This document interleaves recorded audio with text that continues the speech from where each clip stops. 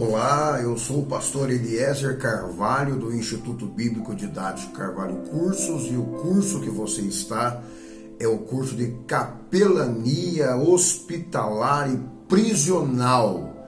Nós estamos iniciando a aula Capelania. Se você é novo por aqui, dê um like, se inscreva no canal para que você possa receber as notificações dos demais cursos que estiverem disponíveis no canal.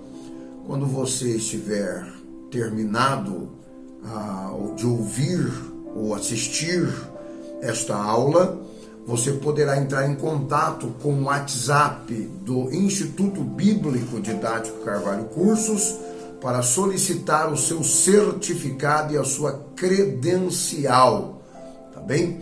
Nós temos um custo pequeno para te certificar e credenciar você no curso de capelania.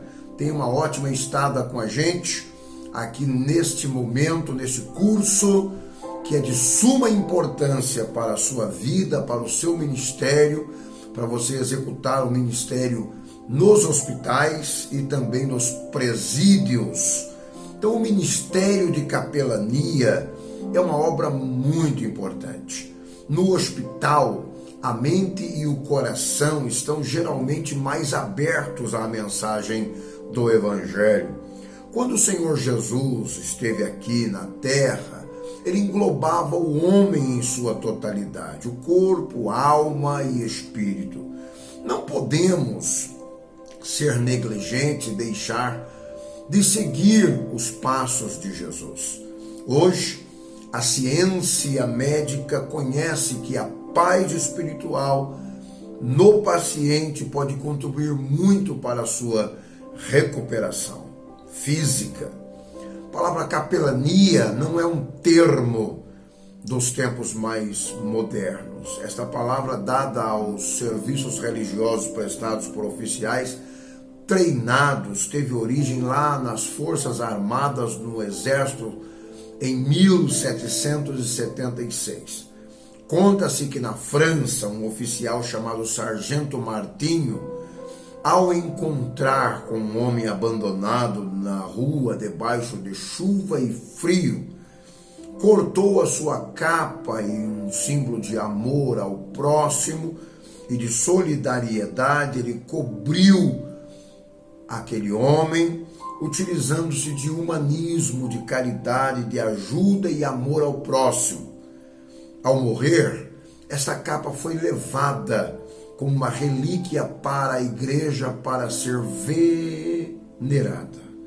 Esta igreja recebeu o nome de Igreja da Capa, daí que surgiram as derivações capela, capelão, capelania.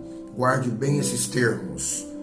A serenidade da vida é interrompida quando alguém está doente, mesmo com uma enfermidade leve, e a situação piora quando se é hospitalizado, e ainda mais quando sofre uma intervenção cirúrgica. Esta ansiedade interna existe quando há doenças prolongadas, como problemas cardíacos, câncer, recuperação demorada por causa de um acidente.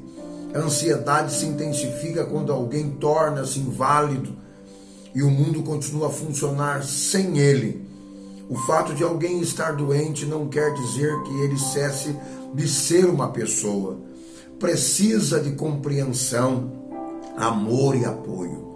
A angústia orgânica, quer seja causada por um acidente ou velhice, estresse ou infecção, é acompanhada de angústia emocional.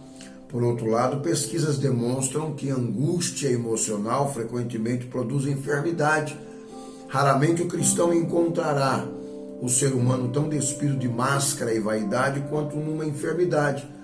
Através de conversas, encorajamentos e oração, o servo de Deus se torna um agente com poder curador na crise da enfermidade, e também se torna um canal de salvação para esta pessoa.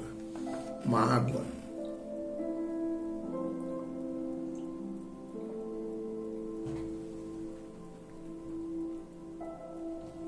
O ser humano possui um organismo maravilhoso. Dentro dele existem bilhões de células, várias químicas, centenas de músculos, quilômetros de veias e uma variedade de órgãos. O organismo humano tem capacidade de crescer, curar-se, combater doenças que o atacam, adaptar-se em todo tipo de condições climáticas e sobreviver em circunstâncias difíceis. Porém, nossos corpos não são eternos. Quando gozamos de boa saúde, dificilmente refletimos sobre nosso estado físico. De vez em quando sofremos com uma gripe, uma lesão leve ou uma inflamação temporária, mas quando sofremos com uma enfermidade mais grave, mais dolorosa ou prolongada, então descobrimos as nossas limitações físicas. O sofrimento físico nos leva a reconhecer que vamos nos encontrar com a morte. Pessoas enfermas e com sofrimentos físicos levantam uma série de perguntas tais como: por que isso está acontecendo comigo? Por que eu estou assim? O que eu fiz para merecer isto? Eu vou ficar bom? Onde está Deus nesta situação? Será que alguém vai cuidar de mim? Uma enfermidade ela pode ser acompanhada por dúvidas, emoções de zanga, solidão, desespero, confusão, ira, culpas, mágoas. Com estas realidades, o aconselhamento cristão, o apoio da comunidade da fé e a ajuda prática em circunstâncias de enfermidade são desafios para a membresia da Igreja de Cristo. Essa é a razão da existência do curso Capelania. É capacitar membros, obreiros e leigos para auxiliar os que sofrem, tanto aprisionados quanto nos hospitais com as suas enfermidades. Questões bíblicas e teológicas em relação à capelania. A Bíblia contém vários textos que falam acerca de enfermidade ou sobre pessoas doentes. A doença de Jó, de Naamã, de Miriam, a mulher que tocou nas vestes de Jesus, e muitos outros são citados nas páginas sagradas com respeito às enfermidades e doenças. No ministério de Jesus, os evangelhos citam vários exemplos onde Jesus curou e deu atenção especial para doentes. Numa contagem dos textos, aproximadamente 20% dos relatos de Mateus, Marcos, Lucas e João falam sobre o tópico da cura aos doentes. No livro de Atos, temos referência ao ministério dos apóstolos no meio dos enfermos. Podemos citar algumas conclusões com respeito às enfermidades que nos ajudarão no trabalho de visitação na capelania hospitalar ou prisional. Uma água.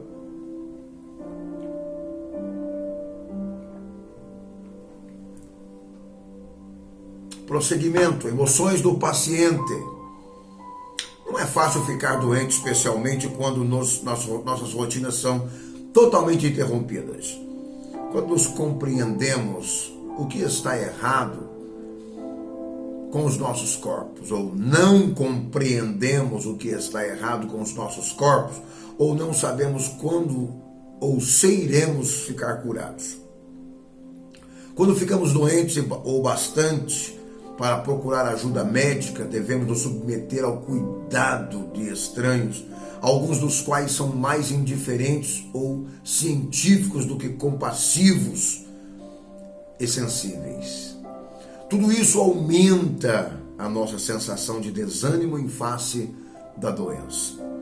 O doutor James Stein, no seu livro Psicologia de Medicina, nos sugere que os doentes, especialmente os hospitalizados, experimentem 7 categorias de tensão psicológica como segue. Primeiro, tensão da ameaça à integridade. Os enfermos são submetidos a uma série de experiências onde eles não têm controle sobre as circunstâncias.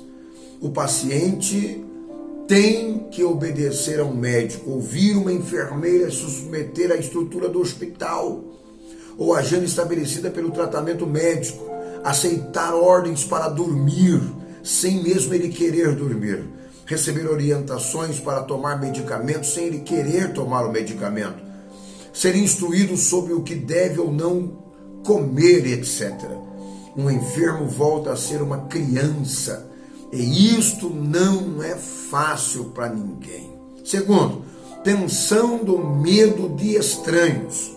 Os pacientes têm medo de que suas vidas e seus corpos tenham que ser colocados nas mãos de estranhos, como quem talvez não tenham qualquer laço pessoal.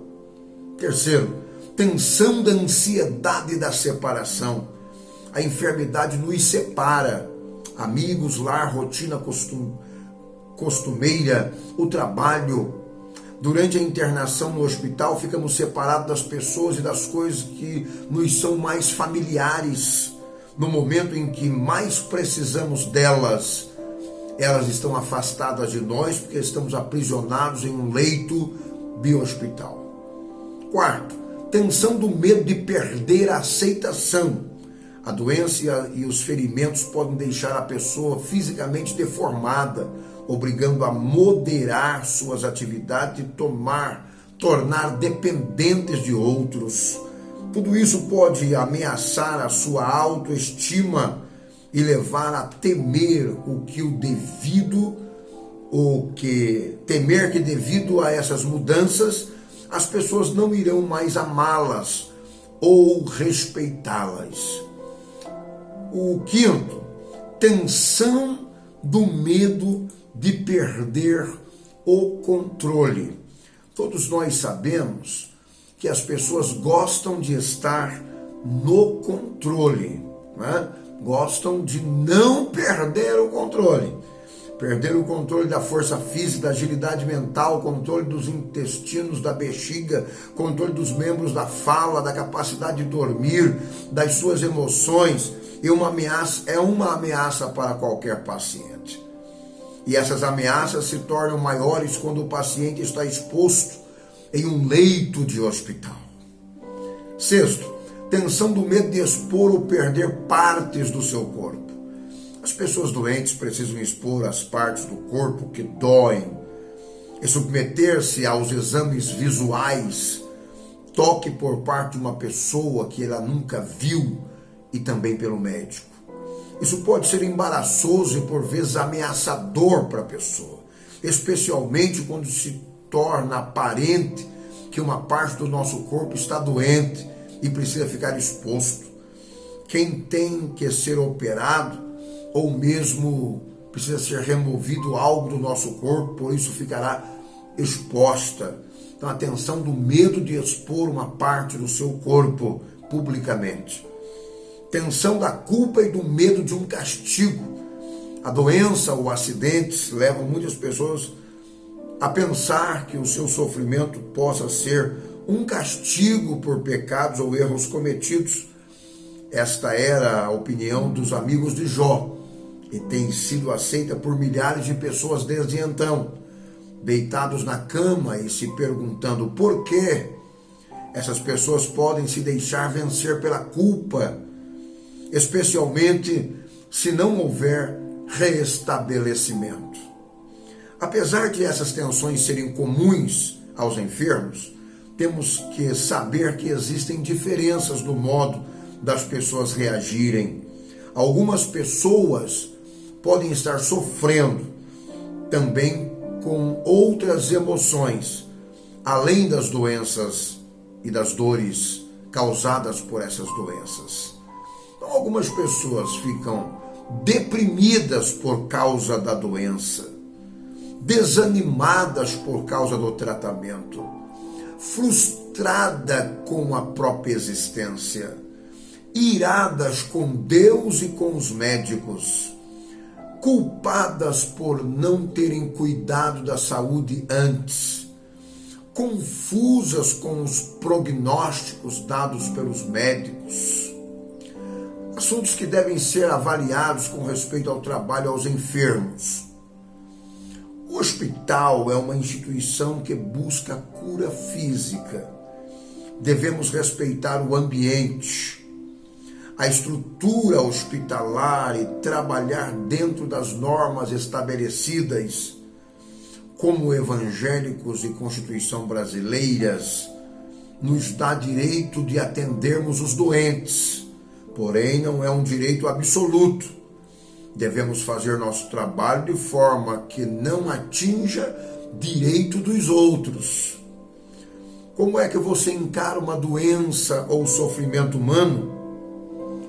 Tem que avaliar suas atitudes, seus medos, suas ansiedades, etc. Nem todos podemos entrar em uma enfermaria ou visitar um doente no lar, porque não é fácil lidar com situações que envolvem o sofrimento humano. Quando visitamos os enfermos, devemos estar atentos aos seus sentimentos e preocupações. Nossa agenda precisa priorizar os assuntos que eles desejam abordar. Como crentes em Jesus, temos algo que todos desejam: esperança. Devemos expressar esta esperança de maneira realística e com integridade. Tenha cuidado com promessas feitas em nome de Deus. Podemos levar palavras seguras, mas devemos evitar a criação de uma falsa esperança. Observar e respeitar as visitas de outros grupos. Faça seu ministério sem competir ou entrar em conflitos com outros grupos. Seja uma boa testemunha de Cristo. Mantenha sua ética. Saiba utilizar bem nossos instrumentos de apoio, que são oração e a Bíblia, que é a palavra de Deus, o apoio da igreja e a esperança em Jesus Cristo, que é o médico dos médicos por excelência. Ore e confie no Espírito Santo para lhe ajudar a ajudar os enfermos. Aprenda os textos bíblicos apropriados para fazer visitas hospitalares, a fim de não precisar folhear a Bíblia próximo ao paciente. Preferencialmente, cite de cor um texto bíblico. Princípios e valores gerais na visita. O que deve e o que não deve. Mágoa.